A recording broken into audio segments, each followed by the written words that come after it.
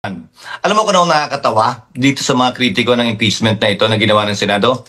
Sabi nila noon, let me quote, for example, Chairman Monsod. Sabi niya, walang kapangyarihan ng Senado magdesisyon tungkol sa one-year ban. Wala silang pakialam dyan. Korte Suprema lang ang pwedeng magdesisyon kaugnay niyan.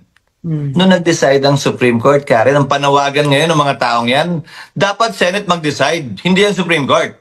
Overreach yan. The Senate can still continue. Ano ba naman yan, Karen?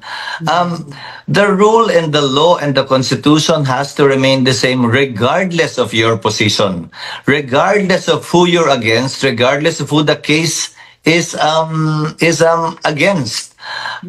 Pangalawa siguro, itong desisyon ng Korte Suprema tuloy, pinapaniwala ako na baka naman kaya minamadalian ng Kamara. Baka kaya nagigil silang madali niyan.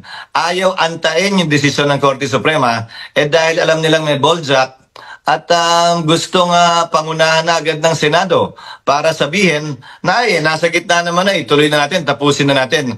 Ano ngayon ang gagawin ng Senado pagdating nun?